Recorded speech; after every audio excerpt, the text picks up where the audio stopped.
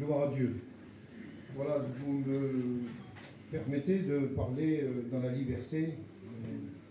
Les serviteurs de Dieu, nous visons personne, mais nous avons reçu un ministère. Et le ministère que nous avons reçu, c'est de bénir. La bénédiction pour les sœurs, même pour les enfants, la bénédiction véhicule aussi sur les enfants.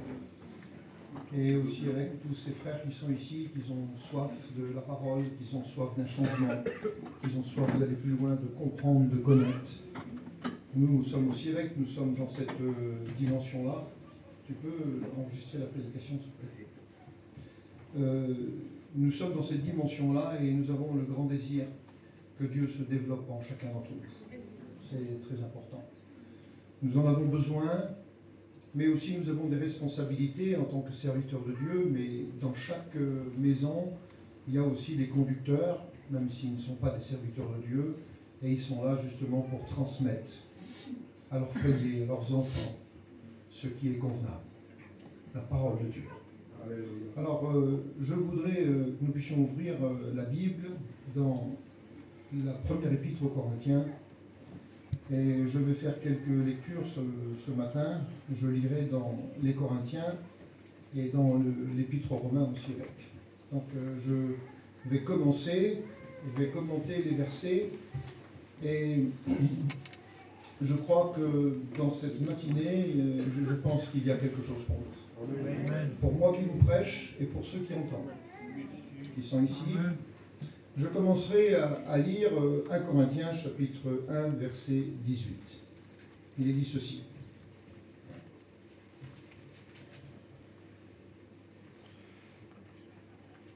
Nous sommes devant, ici, il est question de la folie, de la sagesse, il est question de plein de choses. Oublions la sagesse du monde. Parce que la sagesse du monde, c'est pour nous diriger sur la terre d'une certaine manière. Et vous savez vous diriger avec la sagesse du monde. Mais ce que nous allons parler maintenant, nous allons parler des choses qui sont divines, des choses qui sont du ciel. Et c'est quelque chose de puissant et c'est quelque chose qui vient nous enrôler dans notre vie chrétienne, dans lequel l'apôtre Saint Paul est en train de donner des détails dans les versets. Et je crois que ce matin, nous avons besoin d'écouter la parole de Dieu. Comme moi j'ai eu besoin, ça m'a fait du bien ce matin de pouvoir méditer ce message. Et j'ai aussi compris des choses et j'ai passé en revue mon cœur, mon état d'esprit. Et il y a des rectifications que nous pouvons faire. Je le crois aussi pour les serviteurs de Dieu, comme moi je le suis aussi. Et combien de fois que je mets mes pensées, mes idées, mes convictions sur l'autel, et ce matin encore j'ai recommencé. J'ai recommencé à remettre encore mes convictions. Bien sûr, les convictions qu'un serviteur de Dieu a, c'est aussi avec le profil de son ministère. Parce que si on est des évangélistes, on a un profil d'évangélique. Si on est un docteur, on a un profil de docteur. Mais il peut y avoir aussi des hommes qui sont des apôtres, avec les 5 ministères. Donc il y a 5 profils différents. La seule différence qu'il y a, c'est que dans les chrétiens qui sont ici ce matin, il n'y a pas de profil de ministère, mais il y a un profil d'amour envers le Christ. Et ça, c'est une dimension incommensurable. Parce que nous sommes touchés tous ensemble par le même Seigneur, par la même foi, par la même révélation. C'est vrai que la révélation qui accède dans le ministère est tout à fait différente. Parce que nous sommes ici pour bénir, pour enseigner, et nous sommes ici pour canaliser, si vous aimez mieux, je ne sais pas si le mot il est approprié, mais pour canaliser les chrétiens dans une marche de fidélité. Et avoir une extension dans la fidélité. Nous ne pouvons pas vivre comme des avares vis-à-vis de Dieu. Nous sommes obligés de distribuer. Il faut distribuer. Il faut que nous distribuons. Une petite anecdote, c'était ma belle-sœur. En face de elle, il y avait un camping. Et dans ce camping, il y avait une femme qui semblerait, d'après ce qu'elle m'a expliqué, elle n'avait plus rien. Plus de lessive, plus de café. Ça faisait 2 ou 3 jours qu'elle n'avait pas bu de café. et elle avait l'âge d'aller vers les autres pour boire du café. Et puis Dieu met à cœur à ma belle-sœur de lui apporter du café et de la lessive pour laver son linge. Il y avait plus de lessive aussi avec. Et c'était une véritable chose qui s'était passée. C'est moindre, c'est pas grand-chose. Mais il y avait une femme sur la place qui était attristée. Et il y avait quelqu'un qui avait reçu quelque chose de Dieu pour encourager ce personnage. Et ma belle-sœur, elle a désobéi. Et la femme en question, elle ne savait plus où se tourner. Et quelques jours après, ça a été un peu mieux. Et ils se sont retrouvés dans un camping et les femmes ont expliqué quelques petites expériences. Et cette femme-là, elle a expliqué son expérience. Ma belle-sœur était là, elle avait eu la honte de sa vie envers le Seigneur. Ça veut dire que si Dieu vous met à cœur quelque chose, mes sœurs, allez jusqu'au bout. Il n'y a pas une petite bouteille d'eau?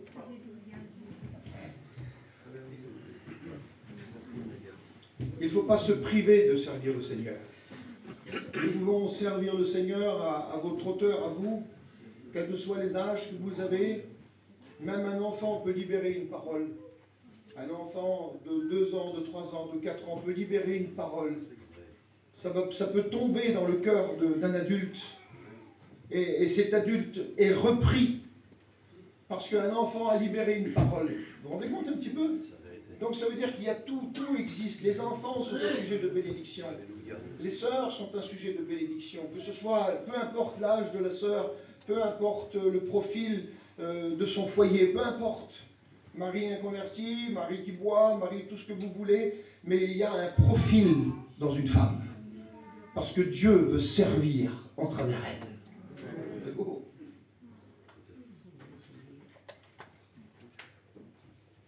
C'est quelque chose d'exceptionnel. Je lis un verset, je vais lire plusieurs versets. Prenez avec moi la Bible, 1 Corinthiens chapitre 1, verset 18, très connu des serviteurs de Dieu, ce verset, mais je vais en lire plusieurs. Lisez la Bible avec moi, s'il vous plaît. Le verset 18, nous le connaissons. C'est un verset avec beaucoup de succès, un verset connu dans le monde entier. Il est dit ceci, l'apôtre Saint Paul qui parle. Car la prédication de la croix est une folie. L'évangile, c'est, je le dis à ma manière, c'est fou l'évangile. C'est pas possible que ça peut être aussi, pour des érudits, pour des personnes importantes, l'évangile, c'est la bassesse. Les mots de la Bible, ça n'a rien à voir avec leur cerveau à eux. Mais quelle différence qu'il y a? Il n'y a aucune différence. C'est le ciel qui vient nous toucher, et là-bas, c'est la matière grise qui est touchée par la connaissance terrestre. Alors, ce que nous recevons, nous le recevons d'en haut. Et cette parole nous est venue d'en haut, parce que Christ est venu nous visiter, et il a déclaré ce qui était caché au cerveau et au cœur de l'homme. Quel bonheur de sentir la présence de Dieu, car la prédication de la croix est une folie. C'est une folie, la prédication de la croix. Prêcher sur la croix, prêcher sur la croix qui est ici, peu importe, parce que c'est l'emblème de la mort de Christ, la croix, d'accord?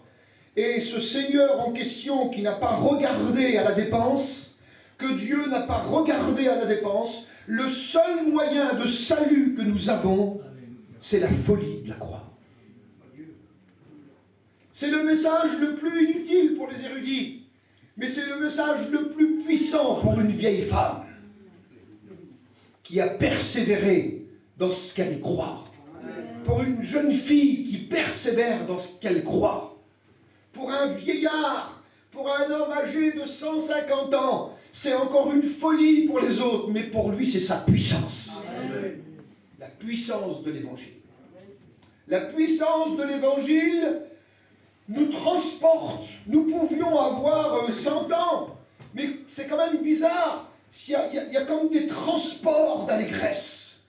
Il y a quelque chose, parce que Nous parlons de ce que nous n'avons jamais encore vu, mais nous parlons de ce que nous avons reçu. Donc nous sommes des témoins. On n'est pas n'importe qui. Le Seigneur nous a touchés pour que nous soyons ses témoins. Et réside en nous son secret que nous devons libérer à tous ceux qui ont besoin de l'entendre. La croix est la victoire de toutes les défaites. La croix est la victoire de toutes nos craintes, de toutes nos peurs. La croix est la victoire de... Tu te sens faible, sœur. Tu penses qu'il va y avoir rupture dans ton foyer. Tu penses qu'il va y avoir un drame. Tu penses qu'il va y avoir quelque chose. Il y a des montées, non pas d'adrénaline, mais il y a des montées de peur. Il y a des montées dans les pensées qui ne glorifient pas Dieu, mais il y a des abandons des fois. Et personne ne le dit. Mais il suffit d'une parole, il suffit d'une prière, il suffit d'un peu d'humilité pour que nous puissions recommencer à respirer l'action de Dieu. Car la prédication de la croix est une folie pour ceux qui périssent. Mais nous, on ne périt pas. Et on n'est pas en péremption. Le produit n'est pas gâté. Nous sommes toujours dans la fraîcheur de la parole. Nous sommes consommables lorsque nous disons quelque chose. C'est-à-dire que notre parole est consommable. Parce que ce n'est pas une parole qui vient de nous. C'est une parole qui vient au plus profond de la puissance de Dieu. Et que nous libérons dans un témoignage, ou nous libérons dans un comportement, ou nous libérons cette parole-là dans un langage qu'une sœur peut avoir, qu'un frère peut avoir, un enfant peut l'avoir. Moi, j'ai fait pratiquement mes plus belles réunions, c'était des réunions d'enfants. Parce que j'étais face à l'innocence, alors que moi, je ne l'étais pas. J'étais l'adulte. Et face à l'innocence, les plus belles réunions, c'est les réunions d'enfants. Parce qu'il y a des questions, il y a des choses qui sont là, quand jamais on les écoute des mamies, des papous. Parce qu'il y a toujours une gêne, il y a toujours quelque chose. Alors qu'il faut faire véhiculer l'évangile. Parce que nous avons des trésors en nous. Car la prédication de la croix est une folie pour ceux qui périssent. Mais pour nous qui sommes sauvés, elle est la puissance de Dieu. Verset 19. Aussi est-il écrit, je détruirai le sage des sages, et je rendrai nulle l'intelligence des intelligents. Ça veut dire que l'intelligence des intelligents, c'est ceux qui sont dans le monde et qui n'appartiennent pas à Dieu, et qui vivent à leur manière, et qui sont dans l'instinct d'une vie terrestre. Alors que nous sommes dans la révélation d'une vie céleste. Et nous avons été acquis. Christ a payé pour nous. La prédication de la croix, c'est le message le plus révolutionnaire du monde. C'est le message le plus répandu au monde. C'est le message qui est le plus puissant au monde. Il n'y a pas plus puissant que la croix du Christ. Il n'y a pas plus riche que la croix du Christ. Il n'y a pas plus révélateur que la croix du Christ. La croix du Christ, c'est le message le plus complet au monde pour accéder à la vie éternelle. Et même pour déblayer les situations terrestres avec les raisonnements qui voisinent dans le monde, Christ nous fraye un chemin pour pouvoir aller jusqu'au bout. La volonté de Dieu, c'est celle-ci. C'est personne d'autre. Verset 20. Vous me permettez, hein, je peux parler? D'accord? Tranquillement. Hein? Sans agression. On n'est pas là pour ça. Où est le sage? Où est le scribe? Où est le raisonneur de ce siècle? Dieu n'a-t-il pas convaincu de folie la sagesse du monde?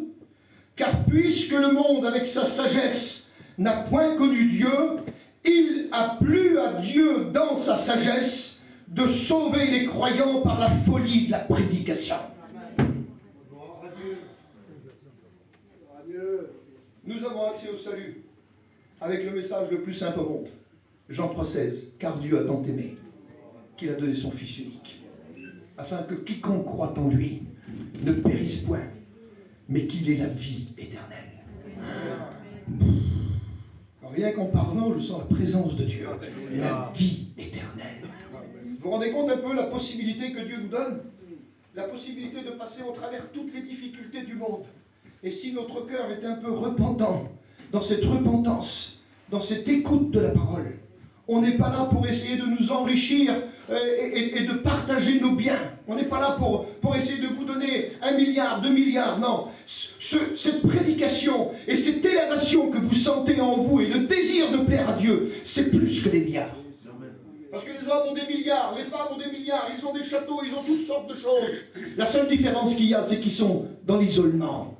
Ils sont seuls, sans espérance, sans avenir, sans rien. Ils ont peur de leur avenir, ils ont peur de leur richesse, ils ont peur de perdre ce qu'ils ont. Alors que nous avons tout perdu et nous n'avons jamais rien eu. Mais Christ est venu nous visiter. Alléluia. Christ nous a visités. Car puisque le monde avec sa sagesse n'a point connu Dieu, il a plu à Dieu par sa sagesse de sauver les croyants par la folie de la prédication. On ne sait pas parler. Il y a des serviteurs de Dieu qui parlent mieux que les autres. Et peu importe, si on balbutionne, si on dit des choses qui sont un petit peu tordues, parce qu'on n'a pas le langage, on n'a pas l'école, mais on s'en fout de l'école, on s'en fout du langage. Ce qui compte le plus, c'est de délivrer le message réel de l'Écriture. Et on n'est pas là pour camoufler les vérités qui pourraient, dans la vie de quelqu'un, détruire le péché, détruire le lien, détruire la difficulté. Ne nous privons pas de dire les mots que Dieu nous donne de dire.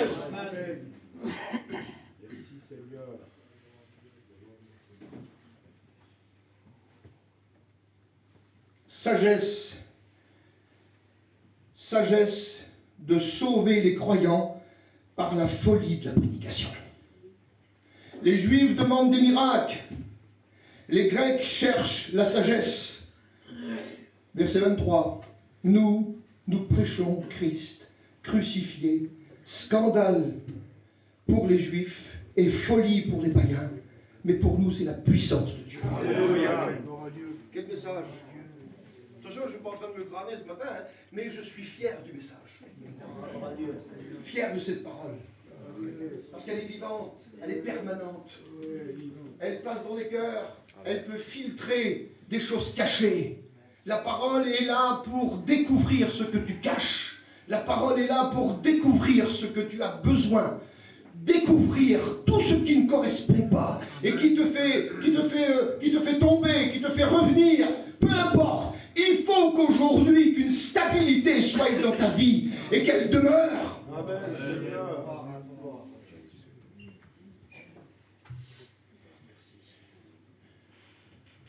Nous prêchons Christ crucifié, scandale pour les Juifs et folie pour les païens.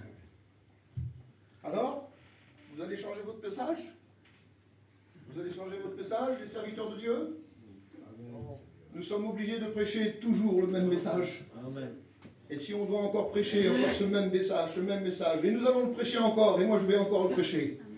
Tant que l'Église est là, je continuerai toujours avec fidélité prêcher ce message, prêcher ce message. Parce que nous avons besoin de gagner.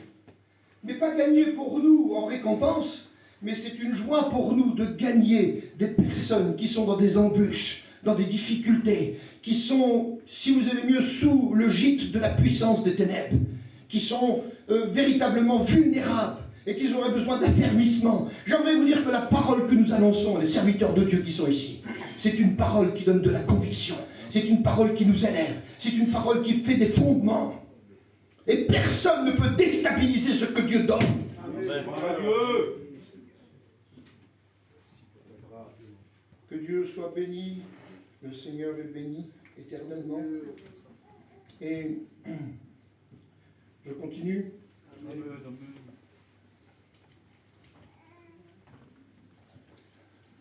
Le verset 22, 21. Je suis au verset 22. 21. Car puisque le monde avec sa sagesse n'a pas connu Dieu, j'ai cité ce verset-là, dites-moi-le. D'accord.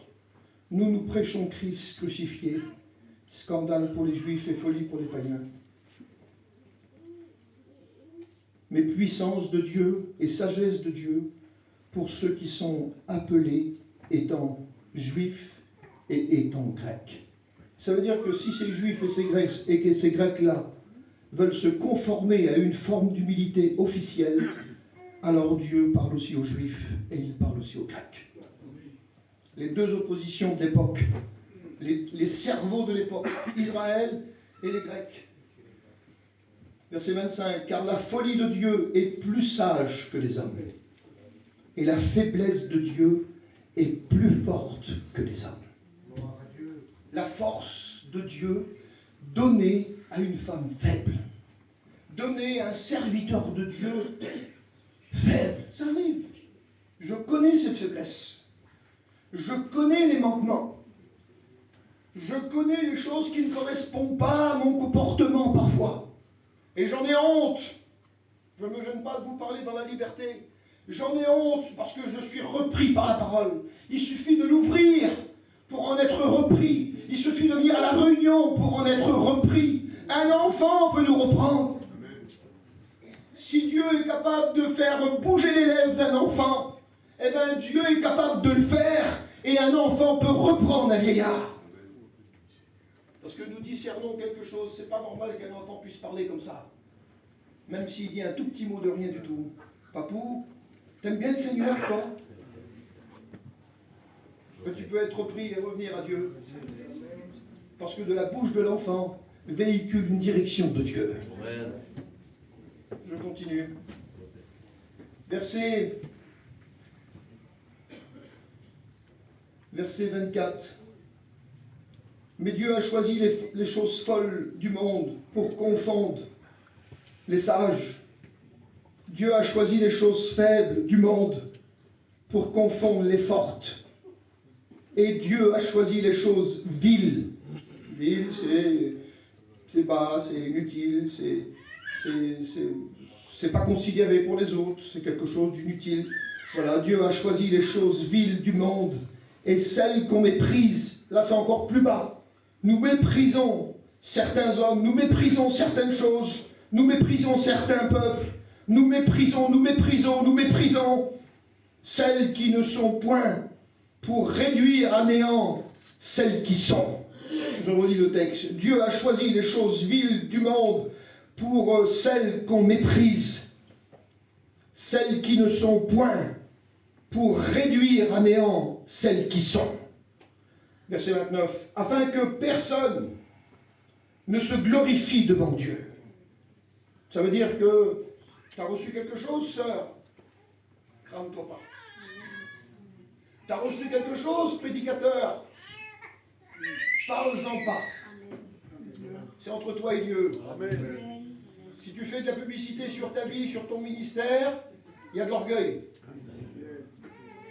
Et si on est orgueilleux, nous avons peut-être la possibilité vite fait de perdre ce que Dieu nous donne. Restons dans le silence. Amen. Et si les autres disent de nous des choses, faisons attention aussi avec, parce que ça peut nous revenir comme un boomerang, en pleine face. Et quelque part, nous recevons une récompense. Amen. La crânerie, monter au-dessus des autres, vouloir dépasser les autres, ne plus marcher avec ton frère.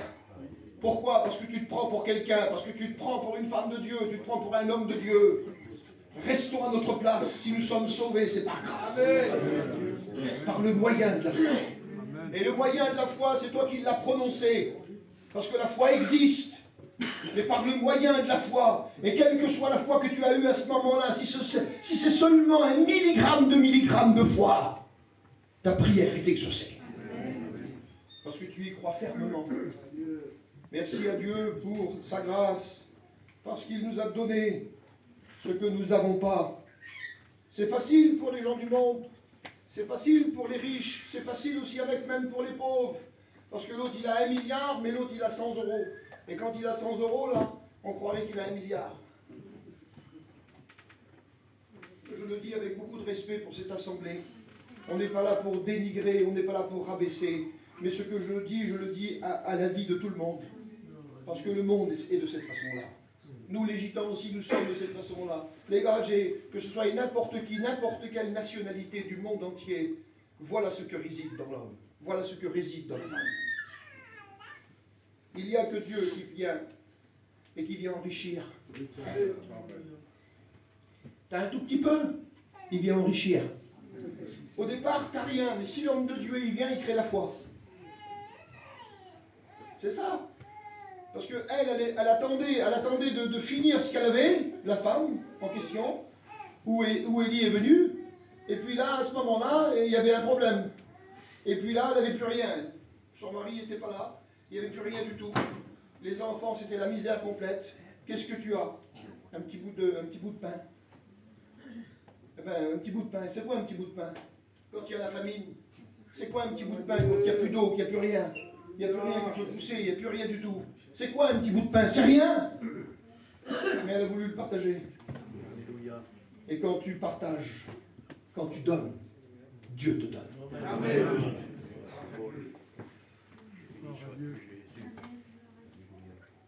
Je crois que, je parle librement, il y a beaucoup de gadgets qui pensent que les gitans, c'est un peuple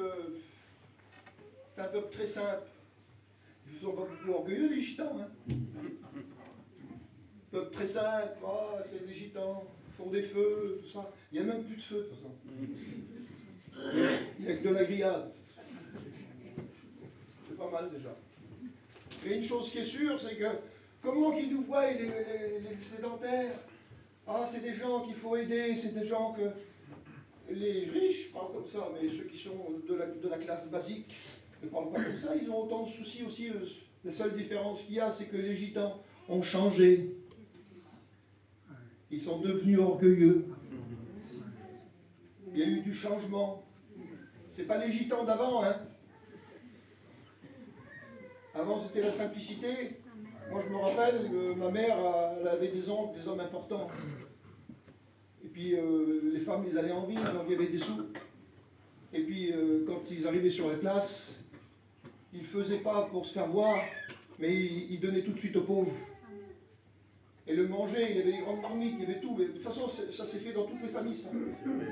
Ça s'est fait dans toutes les familles, dans toutes les ethnies, ça s'est fait. Et aujourd'hui, maintenant, on ne reconnaît plus. On ne sait plus le pauvre du riche. Parce que le pauvre, il veut ce qu'il a le riche. Et le riche, il veut ce qu'il veut parce qu'il peut le faire. Mais il y en a qui se mettent dans les dettes, dans les difficultés, des trucs comme ça. Maintenant, c'est inutile d'en parler de ça parce qu'on a dépassé la situation. Mais aujourd'hui, qui sont les gitans? C'est des gens qui ont accepté le Seigneur. C'est des gens qui croient dans la foi. Alors, ils ne sont pas trompés, les gars, parce que c'est vrai qu'il y a beaucoup de gitans qui sont convertis, d'accord? On est environ à peu près plus de 600 000. On est environ à peu près 700 000 en France. En Allemagne, il y a environ à peu près 100 000 Vienisch. Non, pardonnez-moi. Il y a 600 000 Vienisch. Parce qu'on ne les voit pas. Mais s'il y a un recensement, le recensement a déclaré ça. Donc ici aussi, il y en a qu'en Allemagne, il y a des gens qui sont perdus. Ils sont un très grand nombre. Il y a aussi des Manouches. Il y a des Yéniches. En Allemagne, il y a plein de monde, énormément. Dans les pays de l'Est, moi j'ai voyagé dans tous les pays de l'Est. Je suis missionnaire. Et en ayant été dans les pays de l'Est, nous nous sommes rendus compte de ce qui se passe en Pologne. Dans tous les pays de l'Est où on a été, il y a du monde de tous les côtés. Mais c'est les mêmes que nous. C'est exactement pareil. Vous prenez les Roms, c'est pareil, c'est la même chose. Nous, aujourd'hui, nous ne sommes pas des spécialistes pour les gens du voyage, mais nous sommes des gens du voyage. Donc ça veut dire que nous avons un grand peuple en France et dans tous les autres pays ailleurs où nous pouvons annoncer l'évangile à tous les Manouches, tous les Yéniches, tous les Roms, tous ceux qui sont dans les pays de l'Est. Il y en a de tous les côtés.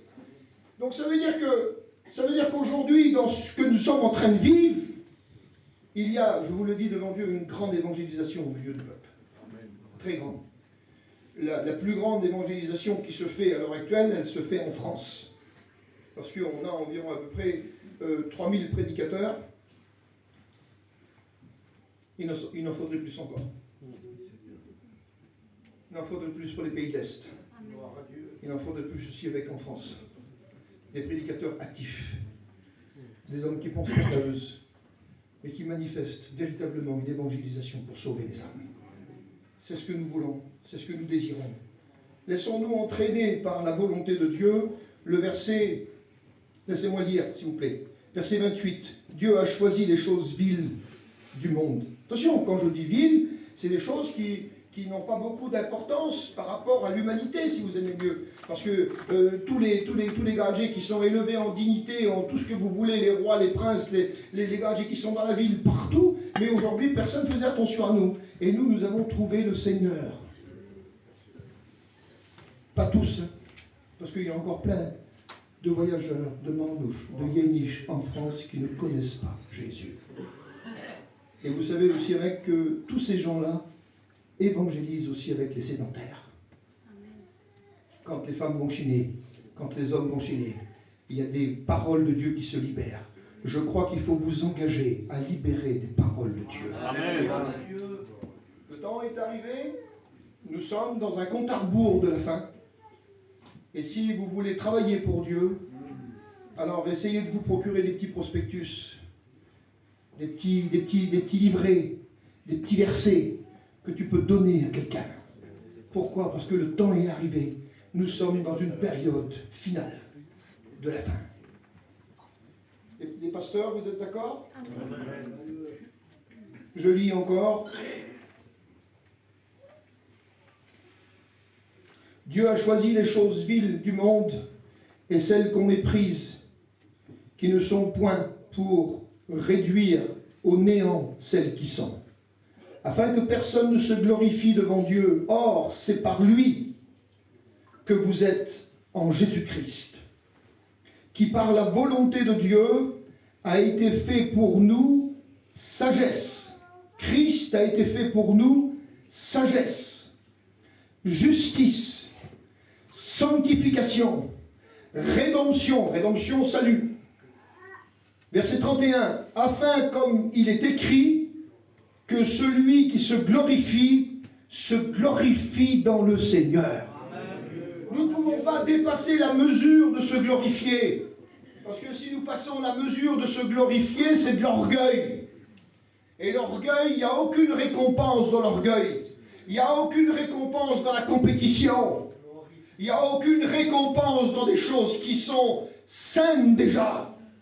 Donc ça veut dire que si nous voulons apporter notre contribution, moi j'appelle cette assemblée à continuer, à évangéliser, à bénir. Non seulement Dieu veut vous bénir ce matin, mais en plus il veut que vous produisiez quelque chose. Amen. Le temps est arrivé.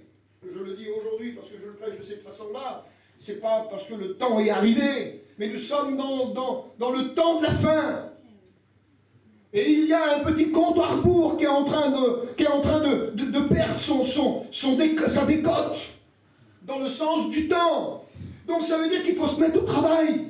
Vous voulez vivre une vie chrétienne de bénédiction? Même si tu pries tout seul chez toi pour quelqu'un, pour quelque chose, pour une situation, pour un drame, pour quoi que ce soit, déjà Dieu te voit. Déjà Dieu nous voit. Et il connaît notre démarche. Il sait qu'il n'y a pas de compétition dans la démarche. Essayez de faire une plus belle prière que la sœur. Essayez d'avoir un plus beau foulard pour que ça fait du bling bling. On n'est pas là pour ça. On est là pour la volonté de Dieu. La volonté de Dieu, c'est d'agir fidèlement, avec un cœur fidèle, avec une conscience fidèle, et délivrer le message de la parole de Dieu.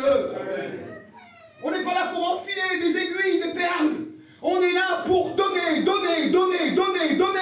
Il faut donner. Il faut que nous puissions donner. Il faut que nous puissions agir. Il faut nous réveiller. Samy, réveille-toi. Ouais, j'ai envie de me réveiller ce matin. Amen, Seigneur. J'ai envie de vivre Oui, Seigneur. ce que les ministères vivent. Alléluia. J'ai envie de vivre ce que les grands ministères vivent. C'est pas de l'orgueil, hein. C'est le désir. Le désir d'être serviteur. Le désir de donner, de distribuer. Le diaconat. Dans le diaconat, tu distribues. Tu distribues ton sourire. Tu distribues ton aide. Tu distribues ce qui contribue à l'Église. Tu te fatigues, peu importe. Mais tu es heureux. Tu es béni. Tu sens que tu travailles pour Dieu. Tu places une chaise. Tu mets le livre droit. Tu fermes la porte. Tu allumes le feu. Tu places les voitures. Tu regardes ce qui ne va pas. Tu rétablis ce qui ne va pas. Ça, c'est la volonté de Dieu. La volonté de Dieu, c'est de servir Dieu. Je ne sais pas de quelle manière tu as été appelé. Parce que même les serviteurs de Dieu, on pourrait discuter sur nous. Hein, parce qu'on a le droit de parler de nous. D'accord? Mais on a le droit aussi de parler des diacres. On a le droit de parler des sœurs. On a le droit de parler des enfants, des jeunes filles. Les jeunes filles, faites attention. Les jeunes garçons, faites attention. Ne perdez pas votre vie avec des choses viles, inutiles. Mais maintenez le cap d'une consécration, d'une entière donation à Dieu. Donnons-nous à Dieu. Ne donnons pas juste le petit doigt à la main. Ne donnons pas un pied. Comment? Alors il faut marcher avec un seul pied? Non, il faut que tu aies besoin de tes deux pieds. Donc donne-toi tout entier, t'es débarrassé. Il faut que tu te donnes tout entier. Alléluia. J'ai envie de me mettre dans la corbeille, moi. Amen. Vous la connaissez, la corbeille, hein? Amen. Jimmy nous expliquait ça, Paillon aussi avec nous expliquait ça, les anciens nous expliquaient ça. Il y avait donc aussi avec le COSEC nous l'a expliqué. C'est de se mettre dans la corbeille et dire Seigneur, j'ai pas de sous, mais je me mets dans la corbeille. Amen. Je te donne ma vie. Gloire à Dieu. C'est pas toujours une question d'argent, parce qu'il y a des chrétiens qui sont malheureux. Il y a des frères qui sont malheureux parce qu'ils voudraient développer ce que Dieu leur demande de faire et qu'ils n'ont même pas encore depuis des années agi. Et ils attendent toujours. Et le diable vous fait perdre du temps. Il vous fait perdre du temps. Je demande au nom du Seigneur, s'il y a de tels frères ce matin, acceptez la volonté de Dieu. Donnez-vous tout entier. Que les diacres se donnent entièrement. Lorsque vous travaillez dans le diaconat, vous travaillez pour Dieu. Peu importe avec le froid, peu importe avec la neige, peu importe avec tout ce qui se passe, peu importe les déplacements, peu importe de remonter encore dans le camion 3 fois par jour, 4 fois, 5 fois, 10 fois par jour. C'est pour Dieu, c'est pour Dieu, c'est pour Dieu, c'est pour Dieu, c'est pour Dieu. C'est pour Jésus, c'est pour les autres. C'est pour aider l'œuvre de Dieu. Voilà ce qui nous attend. Et voilà ce que nous devons faire. Je continue, je vais aller un petit peu plus vite. Parce que c'est tellement intéressant que je vais doucement. Verset 29.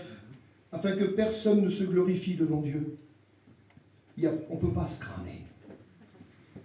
C'est trop inutile. C'est trop bas. C'est trop ordinaire. Un homme, une sœur, sa vie, elle dépend de Dieu. Ta richesse, c'est Dieu. Ta richesse, c'est toi-même. Et ta richesse qui est toi-même, tu donnes à Dieu ton temps. Et c'est ça la grande valeur. Ici, il dit, afin que personne ne se glorifie devant Dieu. Or, c'est par lui que vous êtes en Jésus-Christ, qui par la volonté de Dieu a été fait pour nous sagesse, justice, sanctification et rédemption, afin, comme il est écrit, que celui qui se glorifie dans le Seigneur.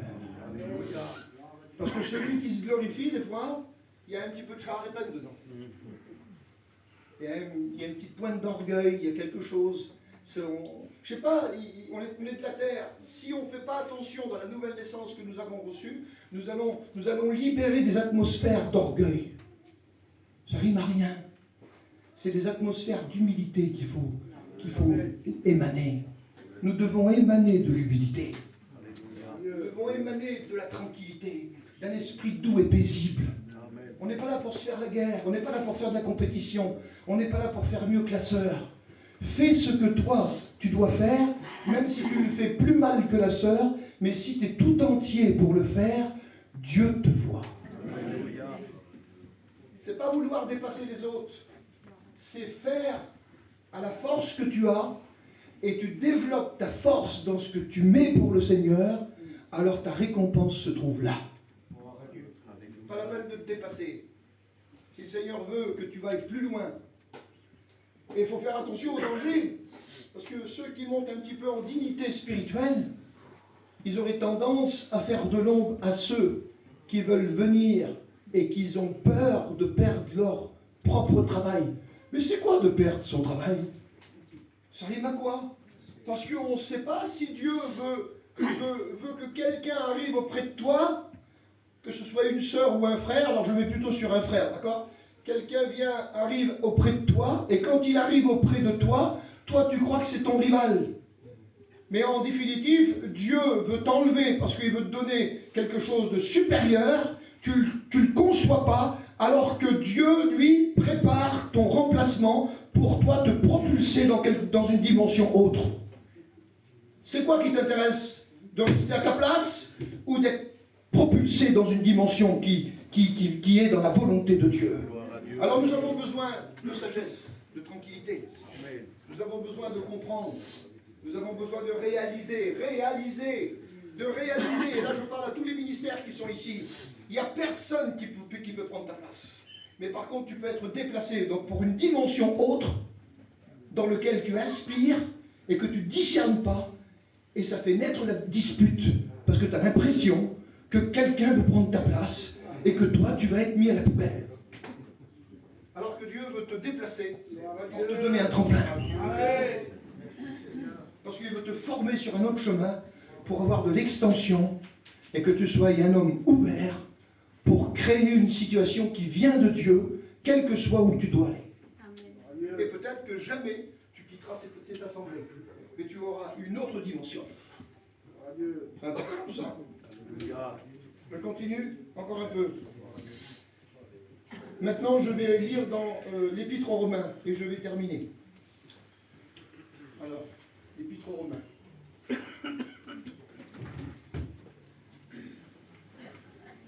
Avec la lecture, on ne s'embête pas.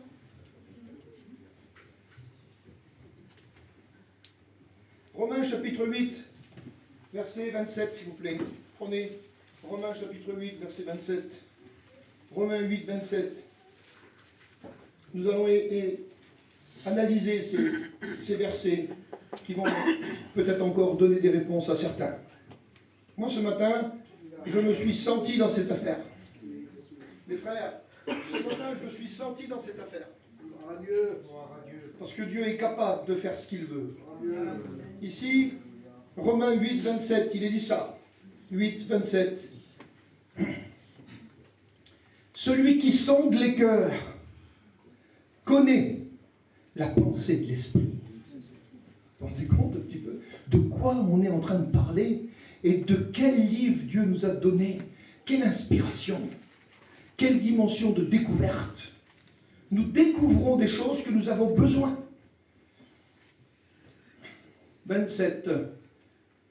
Et celui qui sonde les cœurs connaît la pensée de l'esprit. Ça veut dire que quand Dieu sonde ton cœur, Dieu connaît la pensée de l'esprit qui est dans ton cœur.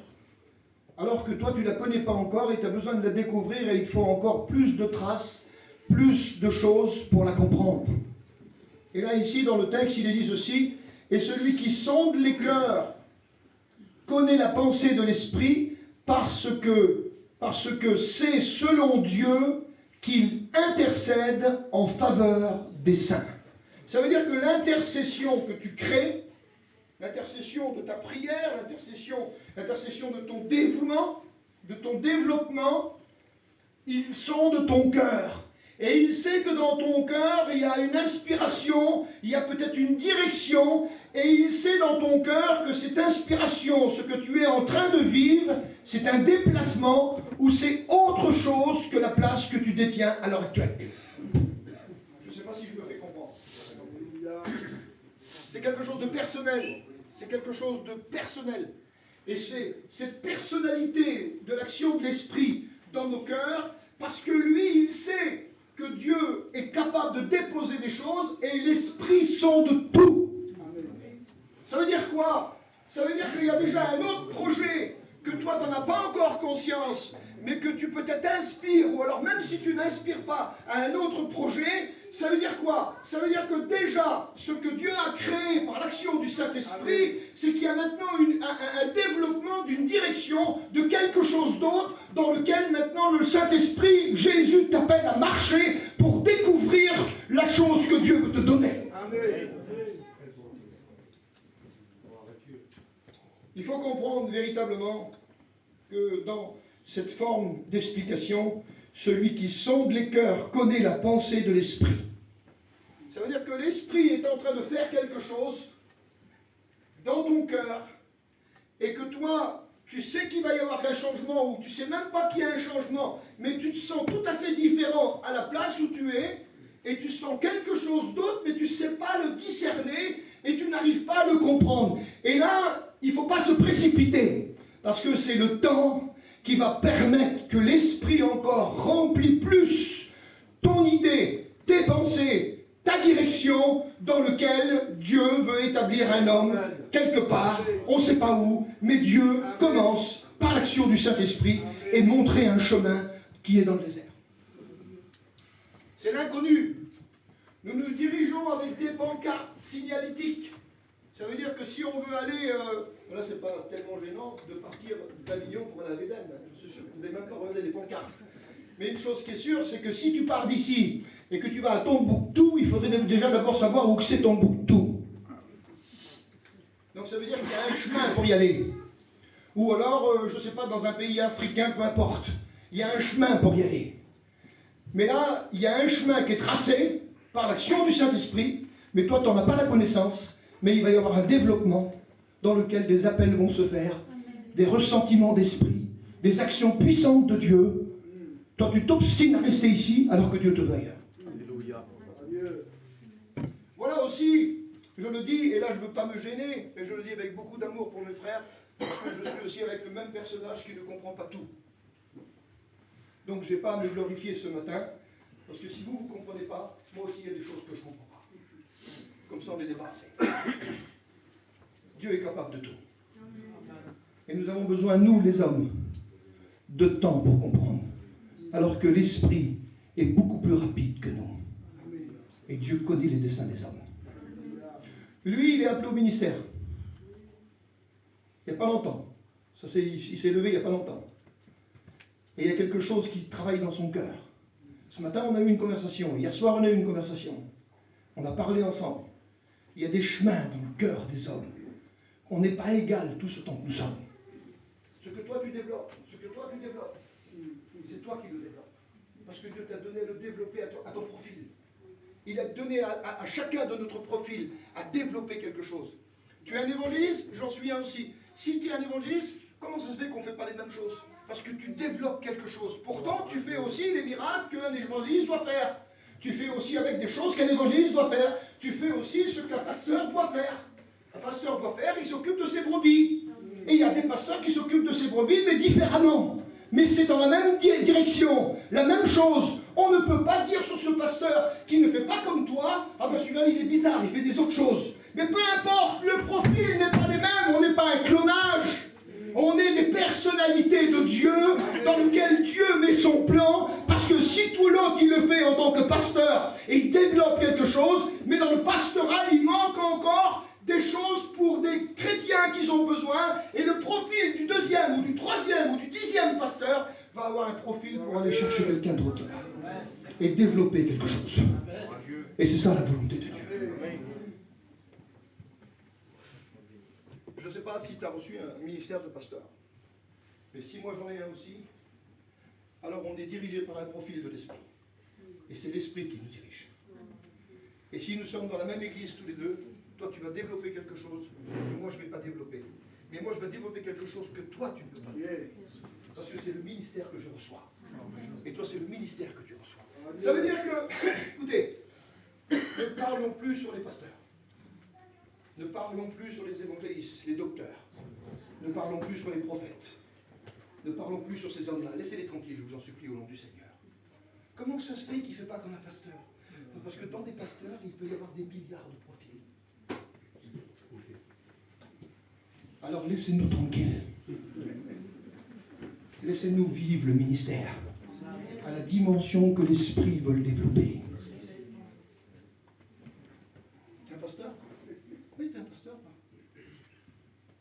Tu peux avoir 2 ou 3 ministères. Tu peux dégager des choses.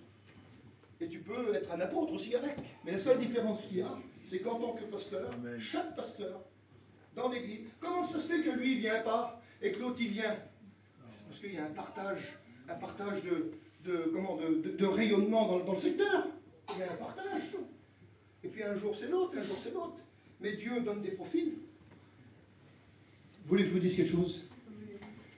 Tout ce temps que nous sommes, avec beaucoup de respect pour les anciens qui sont ici, il faut la boucler, il ne faut plus parler. Et il faut vivre la vie que nous devons vivre. Alléluia. La vie d'esprit, la vie de Dieu. Les conflits qu'il y a dans les églises, nous les connaissons. J'ai été pasteur de plusieurs églises, même à l'étranger. Nous les connaissons. Nous savons que ce n'est pas facile pour les chrétiens.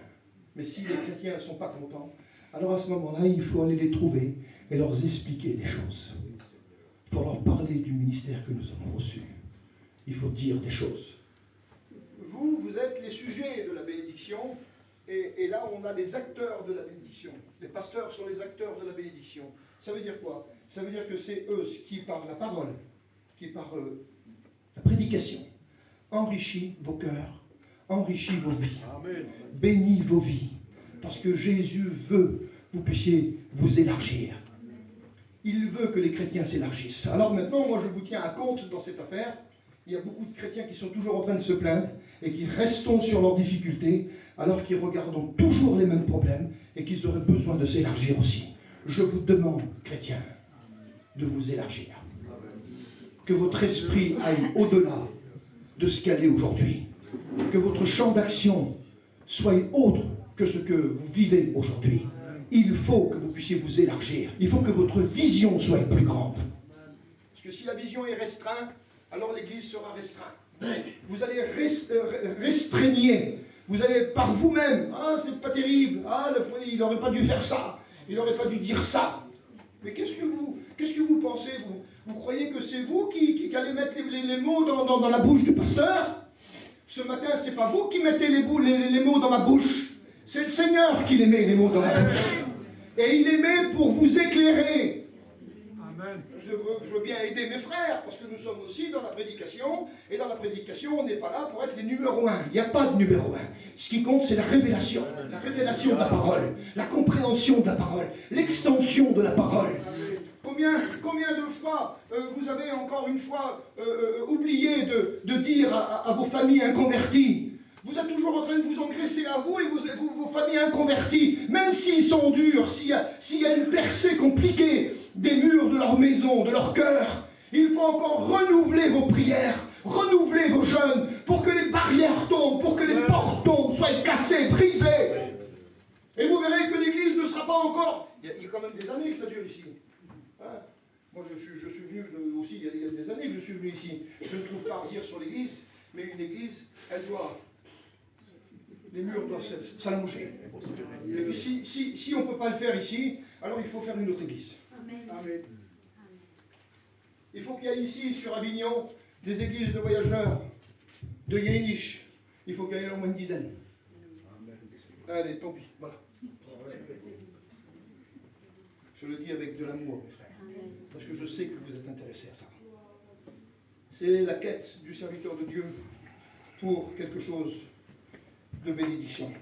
Laissez-moi terminer. Quelle heure est-il, s'il vous plaît? Moins 20.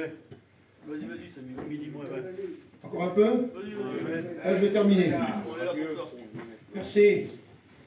Verset Romains, chapitre 8, verset 28. Donc c'est qu'il est mon verset là.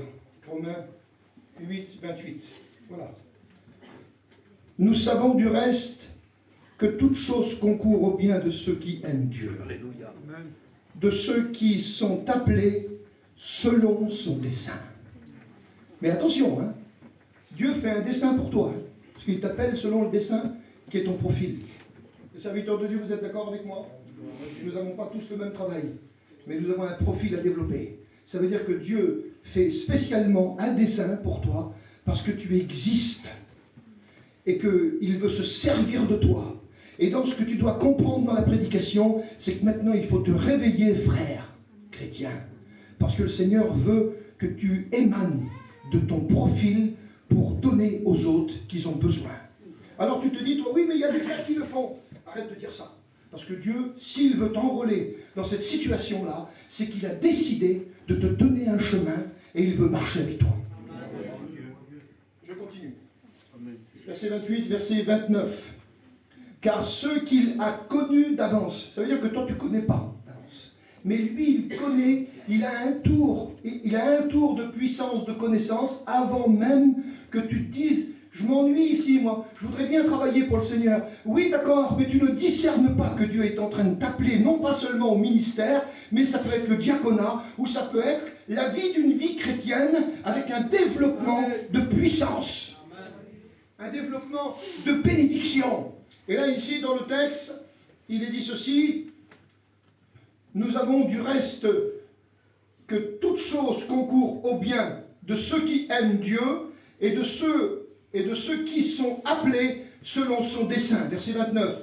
Car ceux qu'il a connus d'avance, il te connaît à toi d'avance. Il sait tout de toi. Il te connaît. Vous êtes d'accord, les garçons? Il te connaît. Il te connaît d'avance. À ceux qu'il a connus d'avance, écoutez, il les a aussi prédestinés. Ça veut dire qu'il a créé quelque chose avec un chemin précis. Et il t'appelle à y marcher, à le discerner, à comprendre dans ton cœur, il n'y a pas le même profil que ton voisin. C'est un profil personnel dans lequel Dieu veut t'enrôler. Car ceux qu'il a connus d'avance, il les a aussi prédestinés. C'est un singulier. C'est un pluriel dans le texte. Mais c'est un singulier pour toi. Il t'a prédestiné à être semblable à l'image de son Fils, afin que son Fils soit le premier-né de plusieurs frères. Verset 30. Et ceux qu'il a prédestinés, voilà la prédestination de chacun. Il a prédestiné. Ça veut dire qu'avant même que le monde existe, tout est déclaré par Dieu. Dieu déclare tous les hommes rentrant dans son plan pour accomplir la volonté de Dieu. Et ceux qu'il a prédestinés, ça veut dire que c'est avant, il l'a fait avant. Mais le destin de ta vie pendant ton vivant, c'est maintenant, alors que lui, il l'a fait avant. Amen. Et ceux qu'il a prédestinés, il les a aussi appelés. Alors j'aimerais te dire que Dieu t'appelle. Il t'appelle, il veut faire un petit parcours avec toi. Le parcours de ta vie. Je sens dans mon cœur qu'il y a des appels. La méditation, elle a changé depuis ce matin. Et je me laisse diriger par Seigneur. Je sens qu'il y a des appels. Il peut y avoir des appels au ministère. Je le crois. Ne soyez pas, les frères pasteurs, ne soyez pas dépassés par les appels. Parce que c'est Dieu qui établit. Et quand Dieu est établi, nous devons nous réjouir. Quand Dieu appelle, nous devons nous réjouir. Parce que l'œuvre de Dieu que nous conduisons à l'heure actuelle, par nos propres mains, je le dis par nos propres mains, et non pas par la révélation de Dieu et de tout ce que Dieu peut faire dans notre Église, mais par nos propres mains, ne nous sentons pas dépassés par la situation, mais donnons la chance à tous ceux à qui Dieu appelle. Amen. Que son nom soit béni. Que son nom soit béni au Seigneur. Je vais terminer.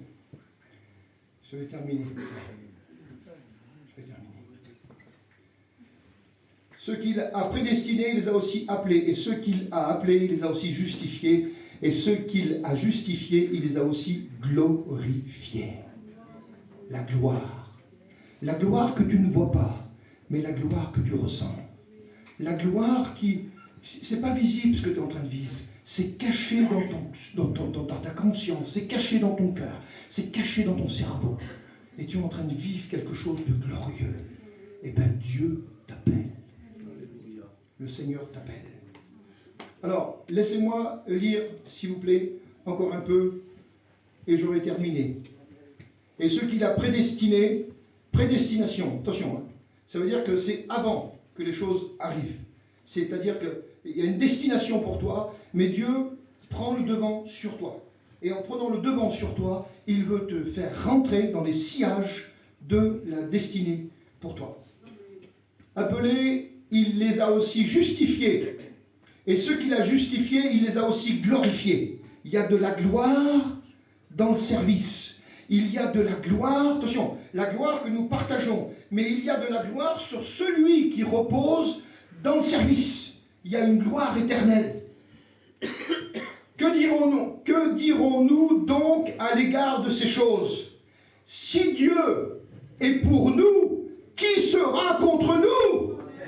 Personne ne peut se mettre contre nous. Et c'est pour ça que le grand partage d'une volonté de Dieu dans une église, c'est de donner la propulsion à tous ceux que Dieu dirige. C'est-à-dire qu'il n'y a personne qui doit être mis sur la touche. Dans les matchs de football, quand il y a une faute faite, c'est sur la touche. Et c'est vrai que dans l'église, nous avons aussi, en tant que pasteur, nous avons le droit de mettre sur la touche des choses. Dans le fait qu'il faut avoir de la discipline dans l'église, et quand un chrétien en manque, ou quand une sœur en manque, ou quand un frère en manque, alors à ce moment-là, nous pouvons rentrer dans un système biblique, système biblique de discussion, et jusqu'à même quelqu'un qui doit être mis dans une discipline. Donc là, on n'en est pas là. On est devant une appel précoce. Une appel précoce. Une appel maintenant. C'est tout de suite. Dieu t'appelle. De même aussi que l'Esprit nous aide dans notre faiblesse, parce que nous avons du mal de répondre à cet appel, car nous ne savons pas ce qu'il convient de demander dans nos prières, mais l'Esprit lui-même intercède par des soupirs inexprimables. Et ces soupirs-là, c'est une délivrance envers l'Esprit pour nous, parce que le Saint-Esprit sait ce qui se passe en toi, et le Saint-Esprit veut te pousser à faire quelque chose. Il veut te pousser à faire quelque chose. Il met quelque chose sur toi, mais il veut te développer, et il veut faire que tu puisses maintenant mettre en exécution ce que Dieu veut pour toi. Vous me permettez encore, s'il vous plaît? Verset 26. Celui qui sonde les cœurs connaît la pensée de l'Esprit. Nous savons du reste que toute chose concourt au bien de ceux qui aiment Dieu, de ceux qui sont appelés selon son dessein.